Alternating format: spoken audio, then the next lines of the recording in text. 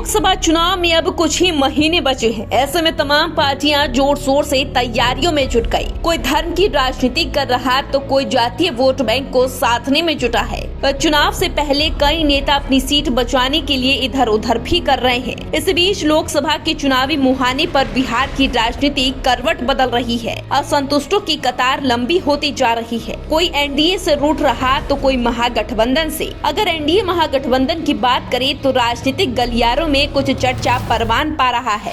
सूत्रों की माने तो एनडीए में खलबली मची हुई है। असंतुष्टों की संख्या बढ़ती जा रही है। अब खबर ये भी आ रही है कि राष्ट्रीय लोक जनता दल के राष्ट्रीय अध्यक्ष उपेंद्र कुशवाहा के साथ साथ जेडीयू के कभी राष्ट्रीय अध्यक्ष रहे और पूर्व केंद्रीय मंत्री आरसीपी सिंह भी एनडीए के भीतर बहुत कंफर्ट नहीं महसूस कर रहे हैं। ऐसे में अब ये अनुमान लगाया जा रहा है कि नेताओं की असंतुष्टि कहीं एनडीए के लिए राजनीतिक नुकसान भरा न हो जाए। सूत्रों की माने तो आरसीपी सिंह एक बार फिर से घर वापसी कर सकती हैं। एक समय जेडीयू के पूरी तरह से कमान संभालने वाले पूर्व केंद्रीय मंत्री आरसीपी सिंह जो चाहते थे वही होता था। फिर एनडीए सरकार में मंत्री बनने की बात आई तो आरसीपी सिंह ने मंत्री पद की शपथ ले ली।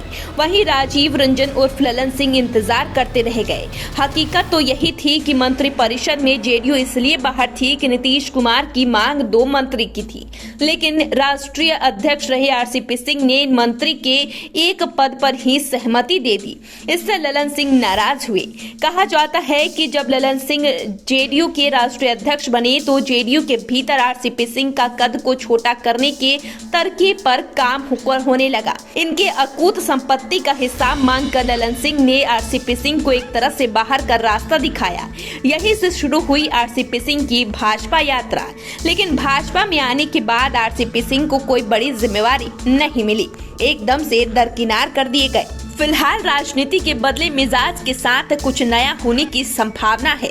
महागठबंधन की राजनीति में जाकर मुख्यमंत्री नीतीश कुमार बहुत कंफर्ट नहीं है और एक बार फिर वे अपने पुराने संबंधों को ताजा करने में लगे हैं। राजनीतिक गलियारे में एक चर्चा ये है कि हाल ही में नीतीश कुमार के करीबी नेता संजय गांधी ने आरसीपी सिंह से मुलाकात की। कुछ राजनीतिक मसलों पर चर्चा भी हुई। इस बाबत आरसीपी सिंह ने कहा कि आपके राजद के साथ गठबंधन में जाने से आपके वोटर भी नाराज है। आप राजद से नाता तोड़िए, सारे नाराज आपके साथ होंगे। हालांकि संजय गांधी ने अपनी तरफ से कुछ नहीं कहा, मगर आरसीपी सिंह का संदेश जरूर ले आए। वहीं राष्ट्रीय लोक जनता दल के राष्ट्रीय अध्यक्ष उपेंद्र कुशवाहा का भी हाल कुछ ऐसा ही है। एनडीए महागठबंधन में शामिल होने के बाद भी इन्हें बहुत तवज्जो नहीं मिल रहा है। उन्हें उम्मीद थी कि एनडीए के भीतर एक महत्वपूर्ण चेहरा बनेंगे, मगर भाजपा के रणनीतिकार ने सम्राट चौधरी को प्रदेश अध्यक्ष बनाकर इस रास्ते को भी बंद कर दिया है। साथ ही सम्राट चौधरी को ज्यादा प्रोजेक्शन देकर एक तरह से मुख्यमंत्री का चेहरा बना डाला। ऐसे में काफी सीनियर रहे उपेंद्र कुशवाहा के लिए सहज नहीं है एनडीए की राजनीति करना। कहा जा रहा है कि ये भी जेडीयू के कई नेताओं के संपर्क में है। एक कारण ये भी है कि आजकल उनके बयान नीतीश कुमार के प्रति काफी आक्रामक नहीं होते। उनके इस सॉफ्ट व्यवहार के भी चर्चे हैं। राजनीतिक विशेषज्ञों की माने तो एनडीए के भीतर आरसीपी सिंह या उपेंद्र कुशवाहा को विशेष ट्रीटमेंट जो मिलना चाहिए वो नहीं मिला। वहीं काफी जूनियर नेता रहे सम्राट चौधरी आजकल मुख्यमंत्री का चेहरा बने हुए हैं।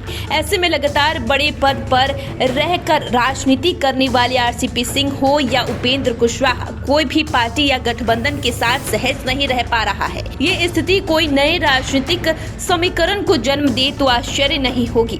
फिलहाल अब देखना बड़ा दिलचस्प होगा कि लोकसभा चुनाव से पहले आरसीपी सिंह और उपेंद्र कुशवाहा कौन सा चाल चलते हैं। तो फिलहाल के लिए इतना ही। चैनल को सब्सक्राइब कर ले, फेसबुक पेज को लाइक कर ले।